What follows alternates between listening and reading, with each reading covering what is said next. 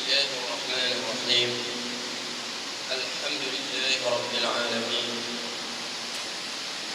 نحمده ونستعينه ونستغفره ونعوذ بالله من شرور أنفسنا ومن سيئات أعمالنا، من يهد الله فلا مضل له ومن يضلل فلن تجد وليا مرشدا. اللهم صل وسلم وبارك على سيدنا وحبيبنا وشفيعنا وقرة عيننا محمد وعلى آله وصحبه وسلم.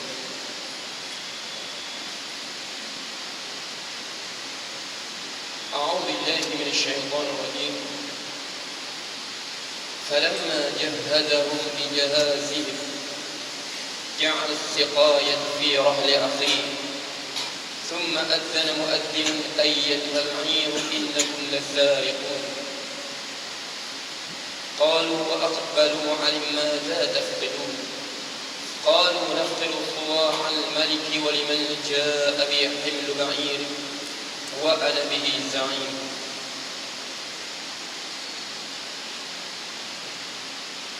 Jadi setelah saudara-saudara Nabi Yaqub alaihi salam,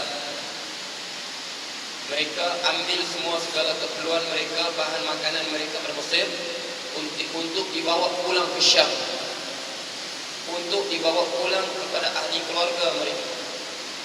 Falamma jahadahum bijahadihim, apabila mereka telah melengkapkan kelampakan mereka, ja'ala as-siqayata fi rahli akhihi, Nabi Yaqub alaihi salam diam-diam dia ambil as-siqayah, alat timbangan, fi rahli akhihi, dalam tunggangan Bunyamin saudara dia. Dia pergi masuk alat timbangan sewaktu mereka kemas barang semua dengan karung-karung semua nak bawa balik ke Syam, karung-karung makanan. Falamma jahadahum bijahadihim ja'al as-siqayata fi rahli akhihi, dia ambil bekas sukatan tadi, dia pergi masuk dalam, dia kasih masuk dalam karung saudara, dalam tunggangan saudara. Siapa yang buat? Nabi Yusuf alaihi salam. Siapa yang buat kerja ni? Nabi Yusuf alaihi salam.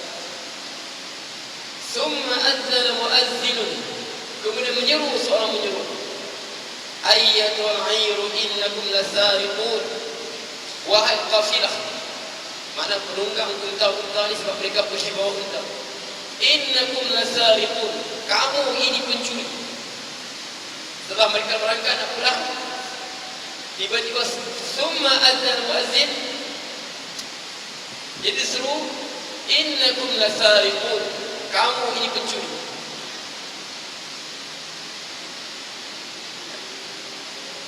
Jadi qalu wa aqbalu alaihi madza tafqidun, jadi mereka berbuat aqbalu alaikum, saudara-saudara Yusuf lain dalam kafilah tadi, wa aqbalu alaihi, terdengar seruan tadi mereka bertanya, madza tafqidun, kamu tuduh kami pencuri, apa barang yang telah dicuri? Tiba-tiba saja bercerit kami ini pencuri. Innakum lasariqun. Qalu wa aqbalu alaihim madza tafqidun, apa juga yang kamu hilang ni? Barang apa kamu hilang? Tiba-tiba kamu bercerit kami ini pencuri. Qalu nafqidu suwa'al maliki wa liman ja'a bihi himlu ba'ir wa ana bihi za'im. Qalu, mereka berkata, nafqidu suwa'al malik, kami kehilangan alat timbangan, suwa' sukatan gantang untuk timbang masuk makanan itu, kepunyaan raja. Jadi benda itu hilang, kamu jalan benda itu hilang, saya kata hilang. Jadi qalu nafqidu suwa'al maliki wa liman ja'a bihi himlu ba'ir, hilang. Jadi sesiapa yang dapat bawa balik benda tadi, siapa yang bawa balik alat sukatan raja, suwa'al malik, sukatan raja tadi, Waliman jaa bihi al-ba'ir. Siapa dapat bawa, baginya hadiah. Hadiah apa? Satu penuh muatan unta milik dia. Ini daripada ayat ni lah. Kita kata disyariatkan, diharuskan. Dalam muamalat kita sebut al-ju'alah. Apa ju'alah? Aiwadul ma'lum ala amalin ghair maklum. Ganjaran yang diberikan, tukaran yang diberikan yang maklum. Aiwadul ma'lum li amalin ghair maklum. Tukaran yang maklum. Masalah satu bab fiqh muamalat. Dalam bab fiqh bab muamalat, bab muamalat ni bab jual beli.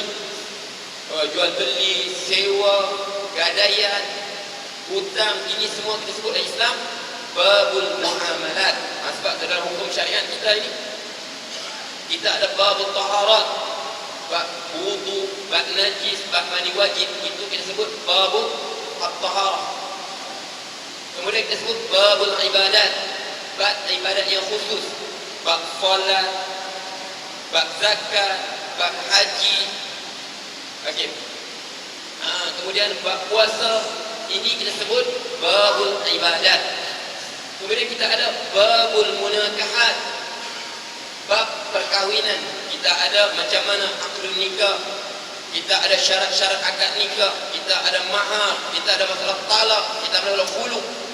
Apa khuluk tu? Kalau perempuan tak kenal dengan suaminya, dia boleh tebus balik dirinya. Sebab suami tak bercerai dia kan, dia boleh tebus balik. Sebab Allah tak jadikan rumah tangga untuk suami menderita ataupun isteri menderita. Kalau suami tak suka isterinya, dia ceraikan, dia talakkan isterinya. Kalau isteri pula tak suka suaminya, dia boleh khuluk isteri suaminya. Wa awal khala'in fil Islam khala'um imra'atu Sabit bin Qais. Jadi dia datang, ya Rasulullah, inna Sabit la a'ibu fi dinin wala khuluqin. Wahai Rasulullah, sehingga Sabit ini aku tak cela dia. Fi khuluqin, akhlak dia pun tidak, wala dinin, agama dia pun tidak. Akhlak dia mulia. Sabit bin Qais. Datang isteri Sabit bin Qais kepada Rasulullah SAW. La a'ibu fi dinin wala khuluqin, walakin akrul kufra fil Islam. Ya Rasulullah, Sabit bin Qais ini aku tak cela dia. Fi khuluqin, pada akhlak, wala dinin, pada agama. Akhlak dia mulia, dia layan aku sempurna sebagai isterinya. Wala dinin, agama dia pun sempurna. Sebab Sabit ini antara sahabat yang Rasulullah janjikan dengan syurga. Sabit ini termasuk Sabit bin Qais radhiyallahu anhu adalah sahabat yang Rasulullah janjikan dengan syurga.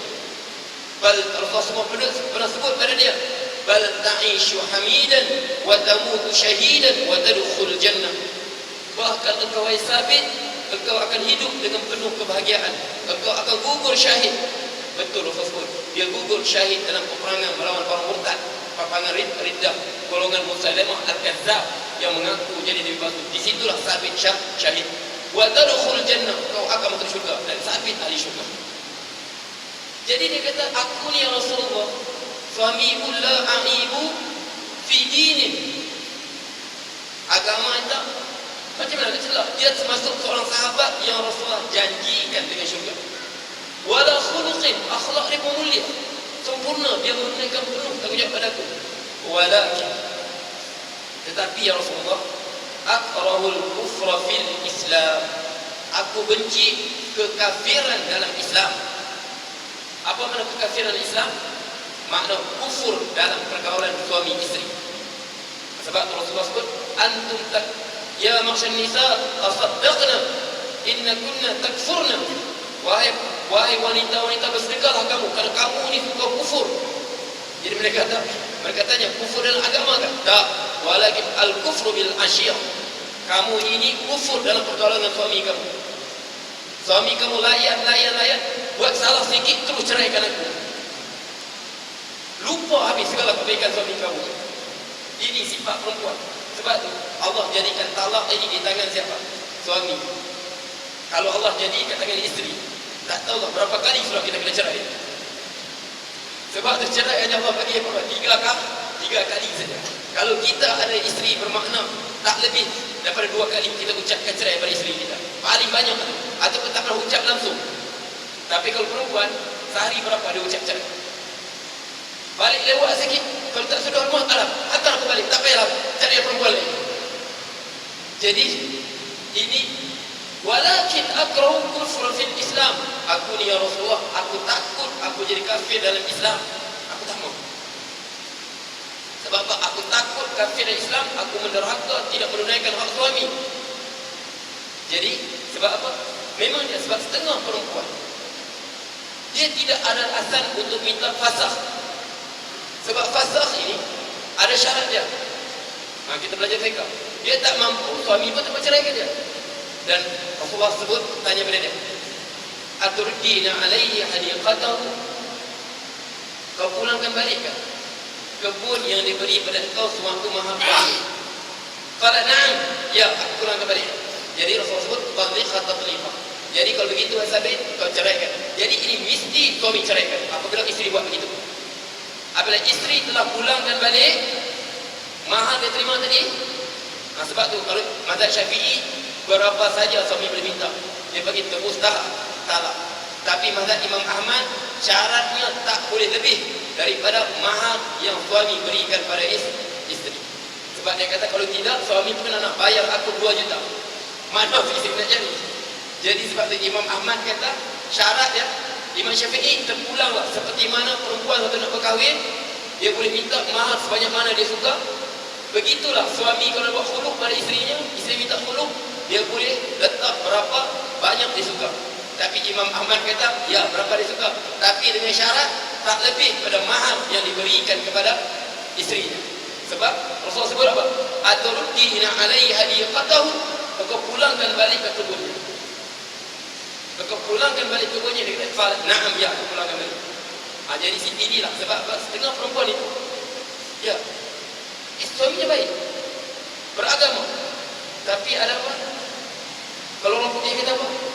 Something unclear in her deed of manhood. Sesuatu I don't know, sesuatu yang tak jelas. Aku tak tahu apa benda tu. Aku rasa tak senang dengan suami aku. Dia baik, bagus, tapi ada benda aku rasa tak boleh masuk dengan dia. Sebab tu kadang-kadang 2 orang baik tak semestinya boleh bersama. Biar suami baik, isteri baik, tak semestinya mereka boleh bersama. Sebab apa? Sebab tak ada persefahaman. Kalau suami pendiam, isteri kena cakap banyak sikit. Kalau suami pendiam, isteri pendiam, rumah tangga jadi kubur. Kalau isteri cakap banyak, suami cakap banyak, rumah tangga dia pasang. Dia tak boleh. Jadi kita balik tadi, ini hukul. Kita buat munakahat. Ini pergaulan suami isteri semua ada lengkap. Tapi kita umat Islam semakin hari semakin tinggalkan ilmu. Jarang sudah kita dengar bab taharah, bab ibadat, kemudian bab ini munakahat. Ini termasuk saya sebut bab ju'alah, ini bab muamalat. Makna harus dia ada bab upah, bab gadaian. Ini termasuk bab muamalat. Sebab tu dia kata apa? Okey, qalu nafqidu suwa'al maliki wa liman ja'a bi'il ba'ir wa ana bihi za'im. Mereka berkata, kami telah kehilangan sukatan milik raja. Siapa mampu bawa balik? Tengok ni, aywadun maklum bi amalin majhul. Ganjaran tukaran yang maklum. Maklum sebab apa? Jelas. Dia sebut waliman jaa bihimlu ba'ir. Siapa boleh bawa kembali sukatan raja tadi? Waliman himlu ba'ir, baginya satu muatan penuh unta barangnya untuk dia. Wa ana bihi za'im. Okey, aku bertanggungjawab. Makna pasti akan dapat hadiah tadi. Ini kita sebut, sebab tu Imam Syafi'i kata, memang kami tak berhujah dengan syarat sebelum kami. Sebab ini cerita tentang zaman Nabi Yusuf. Sebab tu dalam fiqh kita, mazhab Syafi'i, kita berhujah dengan Al-Quran, As-Sunnah, Ijma', Qiyas. Kemudian kita juga berhujah dengan istishab. Nama dia, jangan kita dengar tu. Kita juga berhujah dengan masalih mursalah. Dan juga untuk syariat sebelum kita tak berhujah. Ini cerita syariat sebelum kita. Syariat Nabi Yusuf alaihissalam. Jadi kita tak berhujah. Tapi Imam Syafi'i kata, nastahsinu. Kita menganggap baik perbuatan tadi. Dan perbuatan tadi, biarpun tak disebut dalam syariat kita, tapi kita terima sebagai satu benda yang adat kita boleh terima. Makna disebut sini hukum ju'alah. Macamlah, siapa boleh jumpa MH Bapak hilang 370 tak? Siapa jumpa M70, baginya baginya sebuah rumah PPRT. Contohnya tawaran begitu. Tawaran jelas, sebuah rumah PPRT, tapi perbuatannya tak jelas. Macam mana cari? Mungkin terpaksa selam, terpaksa naik kapal terbang, terpaksa menyelam pergi, terpaksa berjalan kaki. Macam-macam perbuatan yang buat itu tak jelas. Asalkan dah dapat. Jadi kita kata sebab kita sebut ju'alah ini aywadul ma'lum li'amalin ghair ma'lum. Tukaran yang jelas, ganjaran yang jelas untuk perbuatan yang tak jelas. Kita hilang motor kita. Siapa boleh jumpa bagi balik motor aku? Baginya RM3. Contoh, jelaskan RM3. Jadi takkanlah kamu cari macam mana. Kamu mencari apa tahu orang tercuri, bawa geng pergi pukul, pergi ambil balik, nak bagi motor kamu. Sebab perbuatan tadi tak jelas, tapi ganjaran dia jelas. Ini daripada sinilah. Sebab tu Imam Syafi'i kata, nastahsin, kami menganggap baik. Jadi benda ni sebab apa? Dalam sebuah hadis Ibnu Mas'ud, ma ra'ahu al-muslimuna hasanun fa 'inda Allah hasan. Sesuatu yang umat Islam anggap baik, di sisi Allah dia adalah baik. Jadi ini hukum al-ju'alah dalam fiqh. Sebab dalam muamalah ini, sebab kita Islam ni, kita tak perlu lagi syariat selain daripada Islam. Kita tak perlu lagi nak import kanun-kanun akta dari luar. Quran cukup lengkap. Al-yawma akmaltu lakum dinakum wa atmamtu alaykum ni'mati wa raditu lakum al-islam dinan. Hari ini kami telah sempurnakan bagi kamu agama yang sempurna. Dunia akhirat sempurna. Daripada alam ruh, alam hidup, alam barzakh dan akhirat sempurna. Daripada kamu solat, kamu hidup suami isteri, kamu hidup dengan masyarakat, kamu hidup sebuah negara, sempurna sudah. Tak perlu kamu nak eksport, nak import lagi. Akta negara tak perlu, lengkap. Buang anak, siapa berhak? Contohnya kita jumpa bayi dibuang. Jumpa bayi dibuang, jumpa di tengah masjid, bayi dibuang. Siapa yang berhak jaga? Sebab tu ada bab dan fikir babul laqir, anak-anak bayi-bayi yang dibuang. Kalau kita jumpa duit bersama dia, duit itu kita belanja untuk nafkahnya. Kita mesti bagi tahu, aku telah jumpa bayi ni. Supaya apa? Supaya tak bercampur nasab. Nanti diam-diam dia pelihara, dia tak pin dia.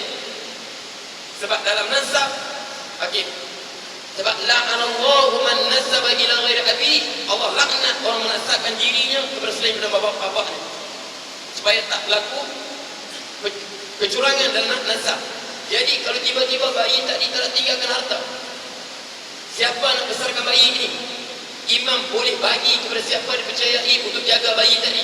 Dan perbelanjaan dia, kalau orang yang jaga tak berbelanja, dia boleh ambil pada baitul mal untuk membesarkan bayi tadi. Lengkap.